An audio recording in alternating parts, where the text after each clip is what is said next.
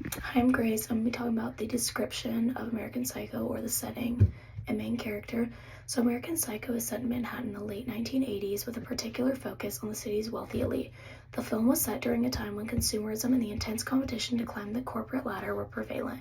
This made it somewhat easier for Bateman to conceal his intense personality. In this movie, we focus on the life of our protagonist, Patrick Bateman, a wealthy investment banker who leads a double life as a serial killer. Bateman is portrayed as a materialistic, aggressive, and narcissistic, and has a severe obsession with his perfect appearance. Although he likes to keep his exterior polished, he shows many violent tendencies and actions. I'll also be talking about the diagnosis and context. So, the main character in American Psycho, Patrick Bateman, is a very complex individual who exhibits traits consistent with antisocial personality disorder, such as repeated acts of manipulation, cruelty towards others, and a lack of guilt for his actions. Antisocial personality disorder is a condition where someone has a long-term pattern of manipulation, aggression, and reckless behavior with no understanding of right or wrong. Many people affected by this personality disorder engage in criminal activities without any shown regard for who may be affected due to lack of empathy and remorse. In our culture, antisocial personality disorder carries a stigma of being associated with extreme violence and manipulation. The media often portrays these individuals as somewhat evil and the disorder as untreatable. The film emphasizes our cultural interpretations of antisocial personality disorder through Bateman's violent tendencies, absent empathy, and emotional detachment, which makes his diagnosis more apparent to us. Culture also affects antisocial personality disorder diagnosis, as cultural groups differ in how they perceive and interpret social cues, such as facial expressions. For example, research by Zhao and others found that people were at a higher risk for antisocial personality disorder showed reduced responses to threatening facial expressions because what is considered threatening can vary across cultures. The interpretation and diagnosis of antisocial personality disorder can differ widely. Thus, antisocial personality disorder is not diagnosed in the same way. Hi, I'm Fiona Watson, and I'm going to be talking about the evidence. Throughout the movie, Patrick Bateman violently murders dozens of people and does so with no remorse, which has led our group to conclude that he most likely has antisocial personality disorders.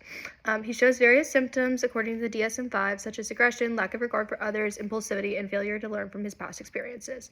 Primarily, he kills Paul Allen with an axe solely out of anger and jealousy and is able to continue on and justify these actions as if nothing happened. He just continues on with his life. He clearly does not learn from this. He continues to kill two girls after sleeping with them, in an especially violent manner with one of them by dropping a chainsaw on her. Another example of him lacking empathy towards others is when he breaks up with his girlfriend Evelyn and tells her she is not terribly important to him. He then proceeds to get extremely hostile towards her when she naturally is upset by this, further leading us to the conclusion of this diagnosis. Hi, my name is Logan Phillips, and I'll be covering the treatment section of our presentation. With Patrick Bateman's diagnosis of antisocial disorder, there are a couple things that should be taken into account when planning his treatment. Antisocial disorder is a tricky disorder to treat due to the lack of medication that can treat the disorder. To add on to this, researchers have struggled to find any value in traditional psychological treatments, especially because Bateman is a fully developed adult. Despite all these obstacles, the treatment that we would recommend for Bateman is through group cognitive and behavioral interventions that focus on impulsivity, interpersonal problems, and antisocial behavior. This treatment method would be the most effective for Bateman, as many of his issues relate to the complete disregard for his peers. By constantly being exposed to a treatment in a group setting, he may be able to develop more sympathy for others and begin to understand how to control his destructive impulses.